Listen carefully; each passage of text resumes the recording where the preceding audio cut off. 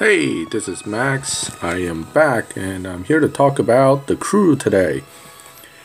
So, now that you've advanced quite a bit through the game, it's time to join a good crew. I will be talking a little bit about how to make crew points in this video, including getting the PC car and using it to generate points.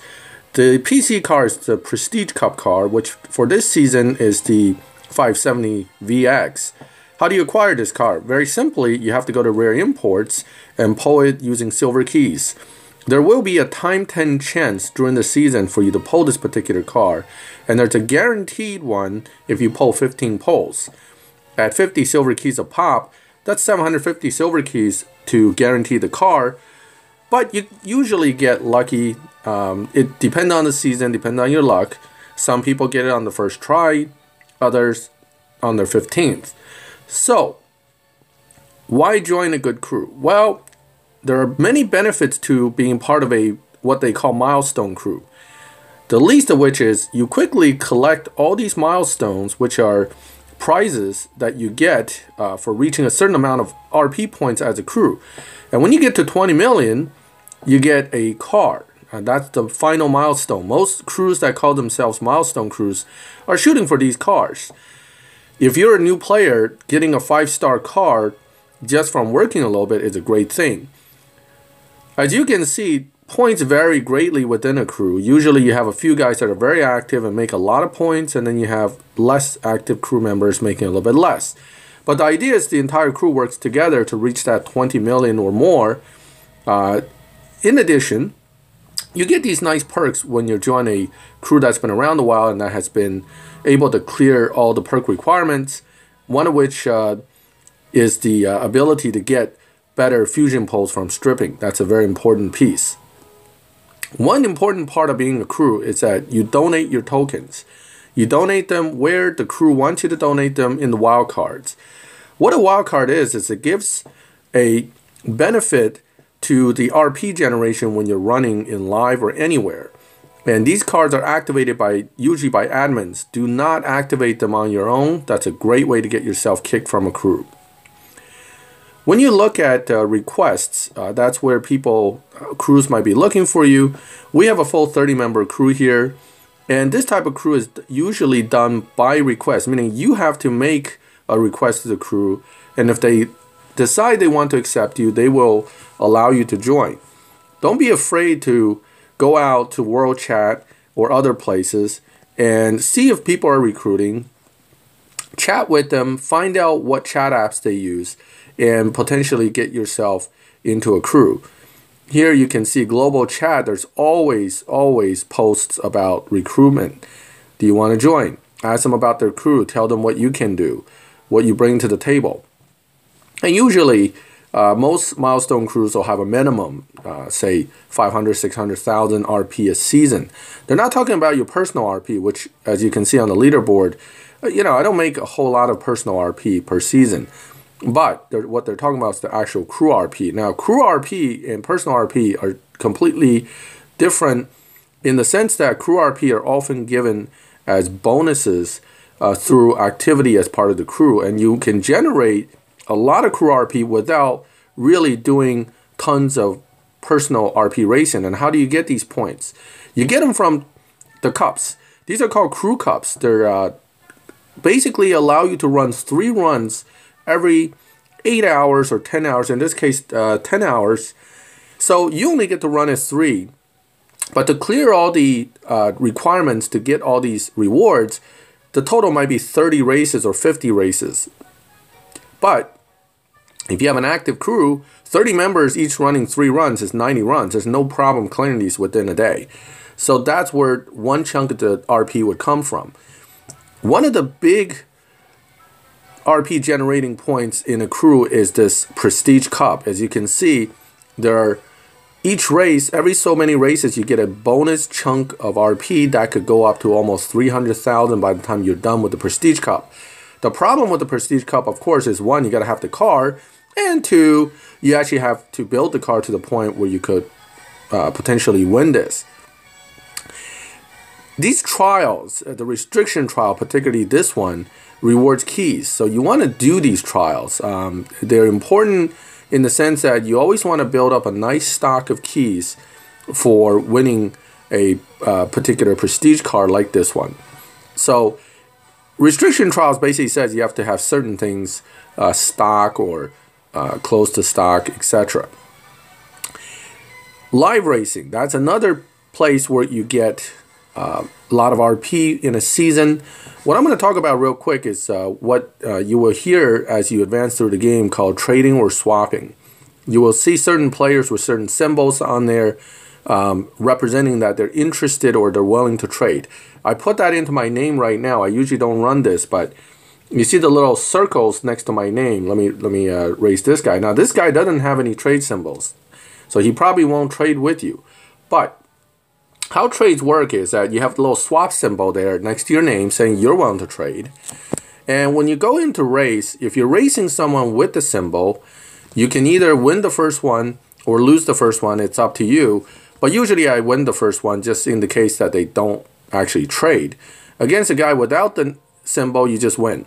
Okay, you win your race and then you see if they re-challenge you. Because if they re-challenge you, sometimes, even without a trade symbol, some people understand the game, they'll trade.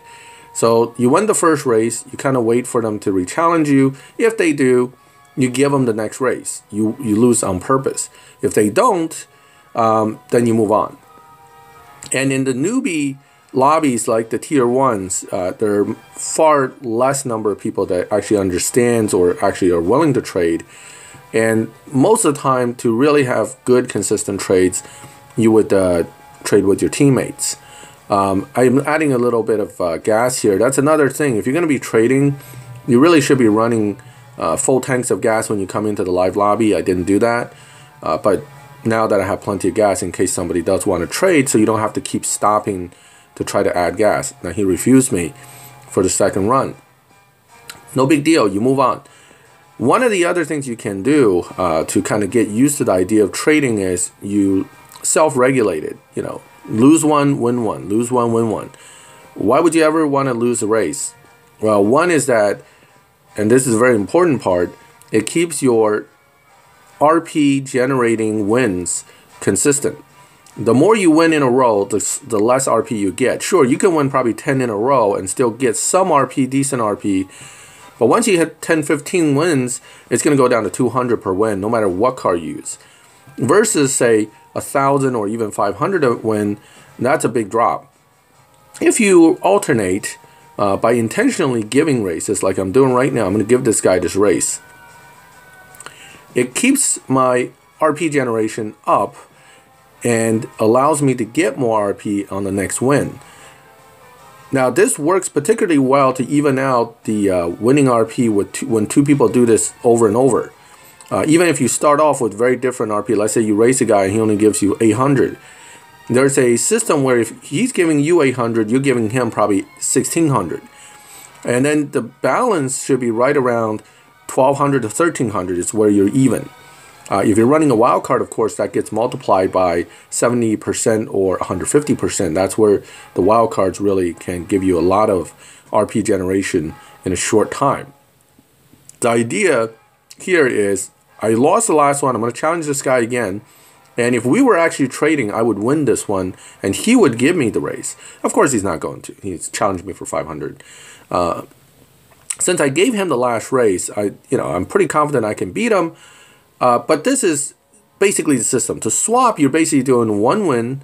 You give a race to the other guy, and then the other guy gives you a race. Now, in this case, I'm just going to take the race because he obviously isn't on board to do any swapping. He didn't have the symbol. He's probably a new player who doesn't really understand why anybody would want to swap anyway. So I'm just going to race him head up and take the win from him. And if you look, I should get more than the typical 200 some points. Yeah, I got 400 something there from this guy. Because I lost to him before, this probably went up by, 60 points or 80 points from what I would have gotten if I wasn't trading. So this is where trading works. Another thing about trading is that if you do trades, it keeps your winning card in a winning lobby. The way the game works is over time, if you win a lot, it'll bump you into faster and faster lobbies until the point where you just can't win at all. Rather than doing that to yourself, if you just sort of self-alternate, I'm refused again. If you self-alternate, you will be able to keep your winning car in a winning lobby throughout the season, maintaining your ability to control wins as needed, also maintaining your ability to trade and get those points. You want to do this particularly during wildcard hour or wildcard 2 hours when those wildcards are being used. This is also why administrators of the crews absolutely hate it when you activate wildcards. The idea is to get as many of the crew members together as possible through your chat app, through communication, and maximize RP gain. Everybody works together. A crew is supposed to work together towards a goal. Don't be selfish. Don't try to be that guy that wins everything and generates no points. You're not helping your crew. Don't let your ego get involved with winning and losing. I know I can beat half the guys in that lobby. I don't have to always win. I don't mind losing here and there just to allow things to happen. Now, what I'm showing you right now is this restriction trial. I'm going to go run this real quick because you need to understand that restriction trial does not mean that you have to have a maxed car with meeting that restriction in addition. You can just meet the restriction anyhow as long as you have a stock body on the car, but it doesn't mean that you have to set your car up, everything else, to not run well. You set your car up as best as you can and then run it anyway. In this case, my Z06 is set up without the body anyway, and it has a pretty good tune and setup that it should win. So you run it. The first 2-3 runs will tell you if you can make it through this trial or not, because unlike some things in the game, unlike some cups and trials, it doesn't get progressively harder. Once you set the opponent time, there'll be a variance of maybe a tenth or two, but you won't see a progressively faster car unless it's just, once in a while they throw a ringer in there that's like 2/10 faster than it should be. So this guy runs 16.7. It's going to get slightly faster. So I would say somewhere between 16.5 to 16.4 would be the fastest you'll face, and 16.7 something would be the slowest you'll face. So you run 2 or 3, you get a feel for it. Don't be afraid to keep going if you see that you're basically winning, because you'll be fine. The reason you run these trials is for those keys, because remember, without a Prestige Cup car, you're losing out on 300,000 approximate RP per season as a crew member. So you want to gather keys whenever you can. You want to gather as many keys as you can. Never try to run it, with any chance you get a key, you go for it. And this trial gives you 25 silver keys at the end, so it's a must-do if you want to be part of an active crew and want to contribute. Let's see where this one runs. 16.59. Okay, it's a little bit faster, but that doesn't mean that it's going to progressively get faster. I'm going to run one more to kind of show, where the time frames are, and see if the next car in fact ends up even faster than the one we just ran. Okay, the first one we ran was pretty slow, but that's normal. Second and third cars kind of give you the idea exactly where you're going to be with this trial. This kind of applies for most of these restriction trials, PP restriction trials, and some what they call cups and trials where they tell you have to update your interior or do some of these things. Those are all going to be pretty consistently the same. Once you beat the first few races, if your car's set up okay, you're probably okay. You just have to drive consistently. Okay, 16.6. So it's right there. It's probably going to stay there for the rest of the races as well. I'm not going to waste your time making you watch me race. So I'm going to go back to garage. Let's recap a little bit what we discussed with this. So in order to be part of the crew, a milestone crew, your main goal is to contribute crew RP points. And you do that with every car, including prior season's Prestige Cup cars. There are crew cups throughout the season that have different requirements. Some are as simple as being part of the crew. Others require you to have the prior season's Prestige car or this season's Prestige car, and they all give bonus RP. And the Prestige Cup gives a large chunk of bonus RP. The way that you want to make the points in a season to help a crew out is doing everything on the map that you can, and then trading in live. If you have any questions about this kind of stuff, feel free to make a comment. As you can see, the trade symbol, which I mentioned earlier. That concludes my tutorial on crew.